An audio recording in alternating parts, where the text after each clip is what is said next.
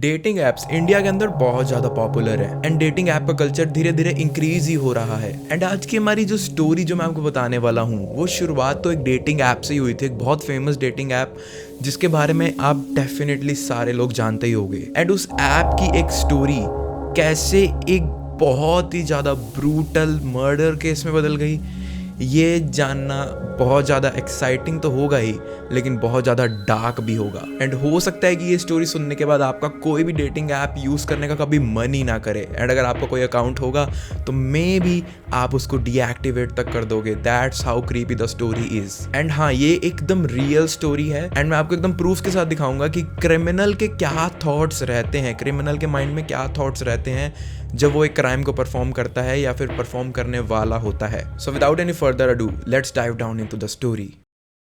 दुष्यंत नाम का लड़का टिंडर ऐप यूज़ करते वक्त एक लड़की से मिलता है एंड दुष्यंत ने अपनी टिंडर आईडी के अंदर बहुत सारी फॉल्स इन्फॉर्मेशंस दी हुई थी ताकि वो सबसे ज़्यादा अट्रैक्शंस ले पाए लड़कियों से। फॉल्स इन्फॉर्मेशन ऐसे कि उसने बहुत ज़्यादा रिच लाइफस्टाइल ऐसे शोकेस करने की कोशिश करी हुई थी, इवन दो वो एक बहुत ही मिडल एवरेज बैकग्राउंड से ही था, कुछ ज़्यादा पैसे नहीं थे उसके फैमिली के पास में। एंड ये सब करते वक्त ही उसको प्रिया सेठ नाम की एक लड़की पसंद आ जाती है एंड दोनों की बातें होना शुरू हो जाती हैं। बातें इतनी ज्यादा होने लग गई थी दोनों के बीच में कि वो एक दिन दोनों डेट भी प्लान कर लेते हैं मिलने के लिए। बट दुष्यंत को ये बिल्कुल भी आइडिया नहीं था कि इस डेट को प्लान करते वक्त वो अपनी लाइफ को एंड करने का इनविटेशन बुला रहा था। 2 मई 2018 को ये दोनों लोग एक डेट प्लान कर लेते हैं एंड उस डेट के प्लान होने के बाद अचानक से एक बहुत ज्यादा शॉकिंग चीज दुष्यंत के पेरेंट्स को देखने के लिए मिलती है। दुष्यंत का फोन रात के टाइम से ही अचानक से बंद आ रहा था। दुष्यंत यूजुअली इतनी रात तक कभी बाहर गया ही नहीं था, उसकी फैमिली में कल्चर भी नहीं चलता था इतनी रात तक बाहर जाने का, वो भी बिना बताए तो बिल्कुल भी नहीं। एंड इसी वजह से उसकी फैमिली बहुत ज़्यादा परेशान हो रही थी, उसको लगातार कॉल्स करने का ट्राई कर रही थी लेकिन उसका फ़ोन बंद आ रहा था। उसके दोस्तों से भी उसकी फैमिली ने पूछा लेकिन उनको कुछ भी नहीं आइडिया था। दुष्यंत की फैमिली बहुत ज़्यादा पैनिक के अंदर अब उसको ढूंढने के लिए खुद ही निकल जाती है एंड पुलिस को भी वो सोचती है कि इन्फॉर्म कर दे। लेकिन इतने में ही रात के करीब 10:15 बजे दुष्यंत के फ़ोन से ही उसके फादर को कॉल आती है। लेकिन जब उसके फादर ने वो फ़ोन पिक किया तो सामने से उनको दुष्यंत की आवाज़ तो सुनाई दी, लेकिन वो बहुत ही ज़्यादा डरा हुआ था, सहमा हुआ था, ऐसी आवाज़ आ रही थी। एंड वो अपनी डरी डरी आवाज़ में, सहमी आवाज़ में अपने फादर को बोलता है कि पापा, इन लोगों को प्लीज 10 लाख रुपए ट्रांसफर कर दो वरना ये मेरे को मार देंगे। एंड जैसे ही दुष्यंत अपने फादर को ये सेंटेंस कंप्लीट करता है उसी वक्त प्रिया उसके हाथ से फोन छीन लेती है एंड उसके फादर को बहुत ज़्यादा गंदी गंदी गालियां देना शुरू कर देती है बहुत ही लाउड आवाज में। एंड प्रिया उनको गालियां देने के बाद ये भी बोलती है कि जल्दी से ट्रांसफर पैसे कर दे नहीं तो हम तेरे लड़के को मार देंगे। लेकिन दुष्यंत के फादर बहुत ज़्यादा रोते हुए पैनिक में ये बोलते हैं उसको कि हमारे पास अभी इतने पैसे नहीं हैं, मेरे पास सिर्फ 2-3 लाख रुपए ही हैं, वो मैं आपको अभी कर दूंगा लेकिन बाकी की मैं आपको सुबह 4 बजे के बाद दे दूंगा। सो प्लीज़ मेरे बेटे को मत मारना, मैं कुछ ना कुछ इंतज़ाम कर लूंगा। लेकिन प्रिया एक बार तो बहुत ज़्यादा गुस्सा हो गई ये चीज़ सुन के एंड वो बोलने लगी कि हमें तो पैसे अभी चाहिए, मेरे को पैसे अभी ही चाहिए, अभी ला कर दे। लेकिन जब दुष्यंत के फादर ने इंसिस्ट किया उसको बहुत ज़्यादा तो वो कहीं ना कहीं मान गई एक बार 2-3 लाख रुपयों के लिए। एंड इस अमाउंट को वो कहते हैं कि हम जल्दी से जमा भी करवा देंगे। एंड ऐसा अश्योर करते वक्त भी प्रिया को वो भीख मांग रहे थे लिटरली उससे अपनी बेटी की लाइफ की। एंड जब वो ऐसा कर रहे थे तब भी प्रिया बस उनको बहुत ज़्यादा अब्यूसिव गंदी गंदी गालियाँ दे रही थी। और उसने बहुत ही गंदी गालियाँ दी मेरे को और मेरे को कहा तेरे बेटे को बचाना है ना तो 10 लाख रुपए इसके खाते में जमा करा दे। मैंने कहा भाई 10 लाख तो मेरे पास नहीं है अभी, तो मेरे को टाइम दो 4 बजे तक का, तो अभी कितने जमा करा देगा? मैंने कहा मेरे पास 2-3 लाख है, अगर 3 लाख रुपये 20 मिनट में जमा करा नहीं तो तेरे बेटे को मार देंगे। मैं खूब गिड़गिड़ाया, रोया और बीच में गाड़ी गलौज चालू हुई उसकी। अब आपने बताया, आप सब ने कहे शायद मैंने मेरी ज़िंदगी ऐसे अब सब किसी लड़की से नहीं सुने होंगे। वहाँ से मैंने 3 लाख रुपए की FDR थी मेरी कोऑपरेटिव बैंक में, वो FDR मैंने तुड़वा के उसके पैसे लेके और मैं यूनियन बैंक में गया। बस उसके बाद उसे फ़ोन स्विच ऑफ कर दिया तो दोबारा फ़ोन नहीं आया।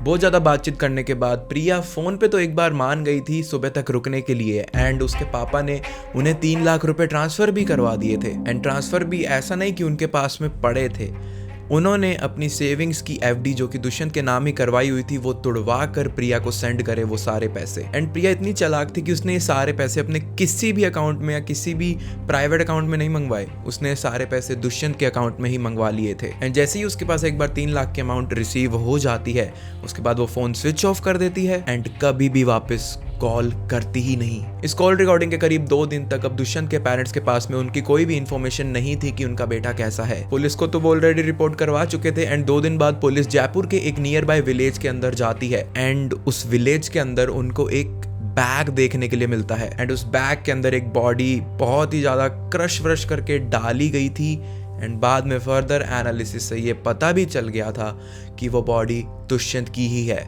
एंड नज़ारा देखने के बाद उसकी फैमिली वाले अंदर से एकदम ख़त्म हो गए थे, लेकिन फिर भी उन्होंने हार नहीं मानी। कहीं ना कहीं वो चाहते थे कि एटलीस्ट वो अपने बेटे को जस्टिस तो दिला पाएं उन मुजरिमों को पकड़ने के बाद। एंड कहीं ना कहीं वो ये भी चाहते थे कि ऐसे भोले लोगों को ये लोग और ज़्यादा ना फंसा पाएं एंड ना ही उनके साथ में ऐसा कर पाएं जैसा उनके बेटे के साथ हुआ है। बहुत टाइम तक सर्च इन्वेस्टिगेशन वगैरह चलती रहती है एंड 3 नाम सामने आते हैं इस केस के अंदर। फर्स्ट नेम वाज ऑब्वियसली प्रिया सेठ जो कि 27 साल की एक लड़की थी एंड उसका एक एक्स बॉयफ्रेंड भी था इसके अंदर मिला हुआ जिसका नाम था दीक्षांत। एंड दीक्षांत का एक कॉमन फ्रेंड था जिसका नाम था लक्ष्य एंड ये तीनों ही मिले हुए थे इस सारे क्राइम सीन के अंदर। एंड जो लक्ष्य इनका दोस्त था वो सिर्फ 20 ईयर्स का था, लेकिन इस केस के जो सारा पीछे का मास्टरमाइंड थी वो प्रिया थी। एंड एक इंटरव्यू के अंदर प्रिया ने अपने सारे इस किडनैपिंग प्लानिंग उसको अपनी तरफ पुल करना ये सारी प्लानिंग बताई थी। एंड प्रिया सेठ के उस इंटरव्यू के अकॉर्डिंग वो और दीक्षांत ऑलरेडी रिलेशनशिप में थे एंड दीक्षांत जो कि उनका एक्स बॉयफ्रेंड था इस टाइम पर उसको 21 लाख रुपयों की जरूरत थी। एंड क्योंकि वो अपने डेट्स में बहुत ज्यादा दबा हुआ था, उसके पास कोई इनकम सोर्स नहीं था एंड उसको कोई भी रास्ता नहीं मिल रहा था, तो प्रिया सेठ उसको ये आइडिया देती है कि मैं टिंडर के थ्रू या किसी डेटिंग ऐप के थ्रू किसी अमीर लड़के को फंसाऊंगी, उससे पैसे निकलवाऊंगी एंड देन बाद में उसका मर्डर कर देंगे हम लोग। एंड ये सारी बातें उसने अपने उस इंटरव्यू में भी बताई थी कि जब उन्होंने ये प्लानिंग शुरू ही करी थी उसी टाइम पर उन्होंने ये सब डिसाइड भी कर लिया था कि वो जिस भी लड़के को फंसाएगी, जिस भी लड़के को किडनैप करेगी, उसको फंसाने के बाद, उससे पैसे निकलवाने के बाद उसे छोड़ना बिल्कुल भी नहीं है, उसे मारेंगे ही वो डेफिनेटली, ताकि कोई भी सबूत वो छोड़ ना दे पीछे। एंड आप क्लिप में अभी देखना कि जब प्रिया सेठ ये बात बोल रही थी उसके चेहरे पर कोई रिग्रेट्स नहीं थे, वो ये बोलते हुए एकदम काम थी। ऐसा लग रहा था जैसे बहुत ही रोजाना का कोई काम बता रही हो अपना। एंड उसका ऐसा बिहेवियर देखने के बाद ऐसे लोगों से लिटरली और भी ज्यादा डर लगने लग जाता है। It's really creepy. मुझे उसके नाम भी पता नहीं था, टिंडर पे मिला था वो मुझे, उसने मेरे को अपना गलत नाम गलत पहचान बताई थी और ये बताया था कि बहुत पैसे वाला है वो। और मैं दीक्षांत के साथ में रह रही थी, उसके ऊपर कर्जा था तकरीबन 21 लाख का, उसे कोई चाहिए था ऐसा बंदा जिससे पैसे आ सके। तो हमने मिलकर प्लान बनाया था कि किसी को किडनैप करके फिरौती मांग के उसका मर्डर कर देंगे। दुष्यंत के फादर ने आप लोगों कुछ अकाउंट में पैसे ट्रांसफर करा दिए थे, फिर भी आपने उसको मार दिया, ऐसा पैसे ट्रांसफर करने से पहले ही मार दिया था। कैसे मारा आपने दुष्यंत को? पहले उसका गला घोटा दीक्षांत ने, उसके बाद में वो नहीं मरा तो फिर लक्ष्य आया, लक्ष्य ने उसका मुंह तकिए से दबाया, फिर भी नहीं मरा, वो बेहोश हो गया। उसके बाद फिर दीक्षांत ने मुझसे चाकू मंगाया, मैंने उसे चाकू ला के दिया और दीक्षांत ने उसका गला काट दिया चाकू से। जब इंटरव्यूअर ने प्रिया सेठ से दुष्यंत के बारे में पूछा तो उसने वही चीज़ बताई कि उसको वो टिंडर के ऊपर मिला था एंड उसने अपनी काफ़ी सारी इन्फॉर्मेशन गलत दी थी कि वो अमीर है and all that things. Even Dushyant ने अपना नाम तक प्रिया को एक बार गलत बताया था, लेकिन जब चैट करते वक्त प्रिया के साथ वो बारी बार कहीं ना कहीं ये बीच में बात अड़ाई देता था कि वो काफ़ी ज़्यादा रिच है, तो इसी बातों के कारण से प्रिया ने ये सोचा कि वो अब इसी को ही अपना शिकार बनाना चाहती है। बट उनके सारे ही प्लान्स उनको फेल होते हुए नजर आने लगे जब उन्होंने दुष्यंत को फाइनली किडनैप कर लिया था, बिकॉज तब उन्हें ये चीज़ पता चली कि दुष्यंत ये सब चीज़ें बस फेक बोलता होता था, वो असली में ऐसा नहीं है, वो एक गरीब फैमिली से ही बिलोंग करता है। बट फिर भी वो अब इतना ज़्यादा आगे पहुंच चुके थे कि दुष्यंत को तो ऐसे अकेला छोड़ना उन्हें बिल्कुल सेफ नहीं लग रहा था एंड इसी वजह से उसको तो उन्होंने मार ही दिया एंड जितने भी पैसे वो निकलवा सकते थे उसके फैमिली से वो भी निकलवा लिए। एंड प्रिया को अपने इस क्राइम का बिल्कुल भी गिल्ट नहीं था। गिल्ट तो छोड़ो, जब इंटरव्यूअर ने उससे ये पूछा कि पैसे लेने के बाद भी तुमने दुष्यंत का मर्डर क्यों कर दिया, तो प्रिया लिटरली इंटरव्यूअर पर ही गुस्सा करने लग जाती है। एंड इंटरव्यूअर को आंसर करती है अग्रेसिवली कि हमें पता चल चुका था कि ये कोई अमीर वमीर लड़का नहीं है एंड हमने तो पैसे आने से पहले ही इसका मर्डर कर दिया था। एंड प्रिया ने इवन ये तक भी बताया इंटरव्यूअर को अच्छे से कि उन्होंने मारा कैसे था दुष्यंत को। Like when she was explaining this I literally got goosebumps. And सच में लाइक लोग कितने ज़्यादा फक्ड अप हो सकते हैं ये अब आपको पता चलेगा। अकॉर्डिंग टू पुलिस, प्रिया अपने बॉयफ्रेंड का, अपने एक्स बॉयफ्रेंड दीक्षंत का मर्डर करने के लिए ये चाकू लाई थी। लेकिन जब ये चीज़ उससे पूछी गई कि ऐसा सच है तो उसको फिर काफ़ी ज़्यादा गुस्सा आने लगा। एंड वो बोली कि नहीं, ये चाकू तो मैं अपने लिए लाई थी, मैं अपनी नस काटने वाली थी एंड ऑलमोस्ट मैंने काट भी ली थी। एंड अपने एक्स बॉयफ्रेंड के बारे में भी वो बहुत ज़्यादा बुरा भला बोल रही थी। एंड कहीं ना कहीं ये काफ़ी ज़्यादा कंफ्यूजिंग बात है बिकॉज वो ये सब चीज़ें कर भी उसके लिए रही थी, लेकिन कहीं ना कहीं वो इससे इतनी ज़्यादा नफरत भी करती थी। लाइक बहुत ज़्यादा टॉक्सिसिटी है इस सब चीज़ों में। आप खुद ये क्लिप देख सकते हो। आपने इन्वेस्टिगेशन ऑफिसर जो एक पहले आपके केस की थी उनको ये बोला कि आप वो चाकू अपने एक्स बॉयफ्रेंड को मारने के लिए लेकर आए थे। मैं उसको मैंने वो चाकू कहाँ से? चाकू नहीं लाई थी। मेरा एक्स बॉयफ्रेंड एक नंबर का घटिया गिरा हुआ आदमी, उसने मेरे पे झूठा केस किया है। वो तो मर जाए तो अच्छा है, वैसे मुझे उसी का मर्डर करना था लेकिन नहीं किया मैंने। ठीक है, वो चाकू मैं ऐसे ही लाई थी खुद की नस काटने के लिए, मैंने काट भी ली थी। बट कहीं ना कहीं प्रिया अपनी स्टेटमेंट थोड़ी बहुत बदल रही थी। वो पहले तो ये बोल रही थी कि हमारा प्लान तो उसको मारने का था ही ऑलरेडी, उसका मर्डर करना ज़रूरी था ताकि हम कोई भी सबूत ना छोड़ दें।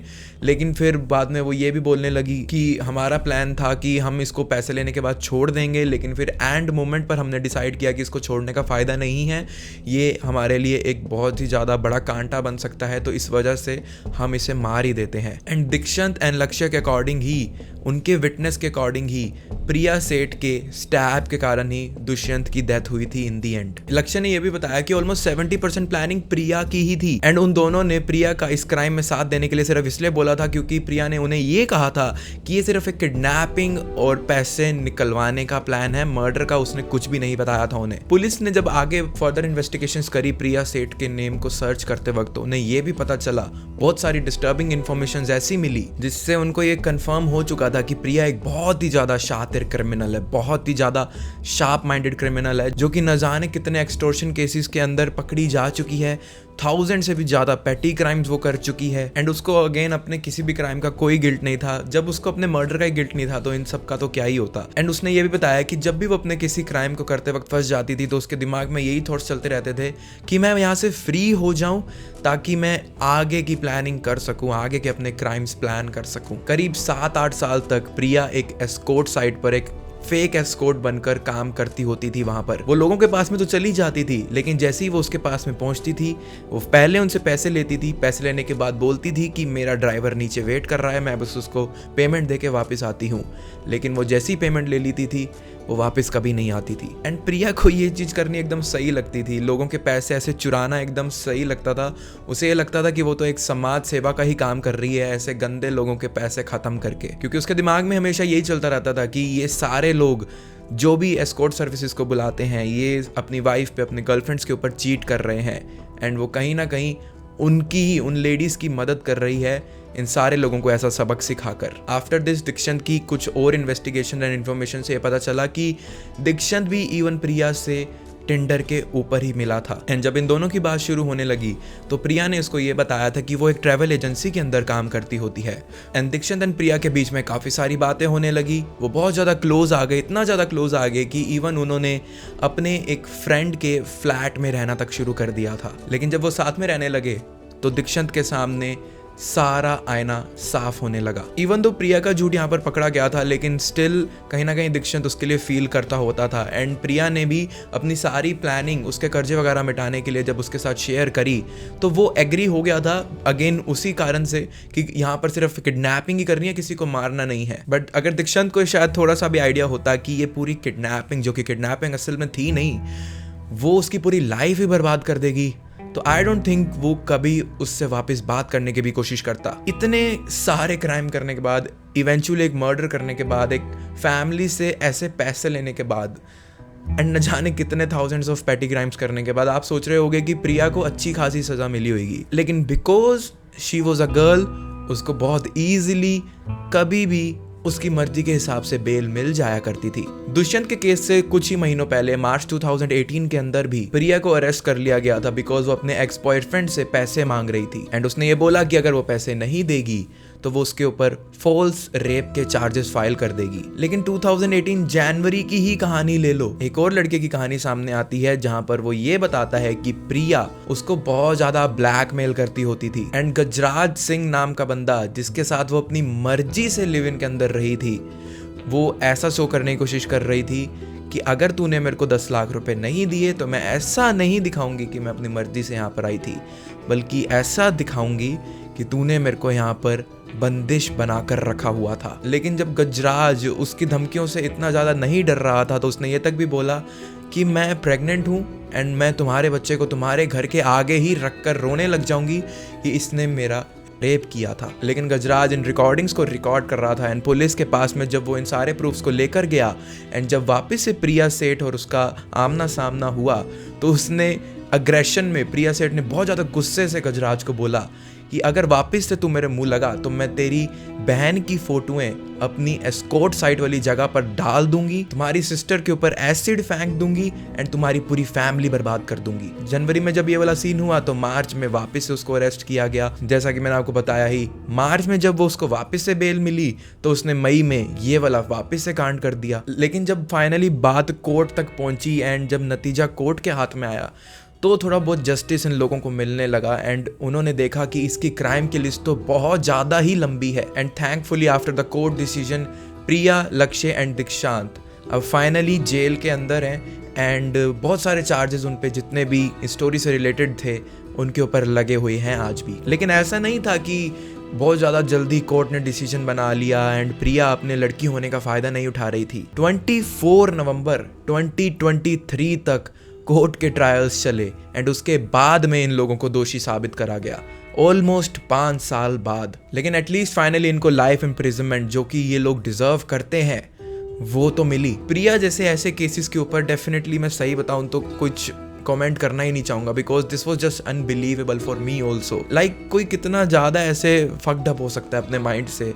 कोई भी गलत चीज़ जब किसी को गलत ही नहीं लगती तो ये काफ़ी ज़्यादा क्रीपी हो जाता है सोसाइटी में नॉर्मल लोगों के लिए। एंड दैट्स वाई मैं चाहूँगा कि आप लोग डेफिनेटली सेफ रहना एंड अपनी बहुत ज़्यादा पर्सनल इन्फॉर्मेशन वगैरह जल्दी किसी के साथ शेयर मत करना एंड जल्दी से ट्रस्ट तो डेफिनेटली मत ही करना किसी के ऊपर। अगर आप मेरी डेली लाइफ वगैरह के अपडेट्स देखना चाहते हो तो आप मेरे को इंस्टाग्राम या डिस्कॉर्ड पर फॉलो कर सकते हो, सारे लिंक्स आपको डिस्क्रिप्शन में मिल जाएंगे। एंड अगर आप फ्यूचर में भी ऐसी ही thrilling stories and videos enjoy करते रहना चाहते हो तो आप बस माउंट साइडर चैनल को सब्सक्राइब करके रख लो एंड बाकी सब आप मेरे पर छोड़ दो।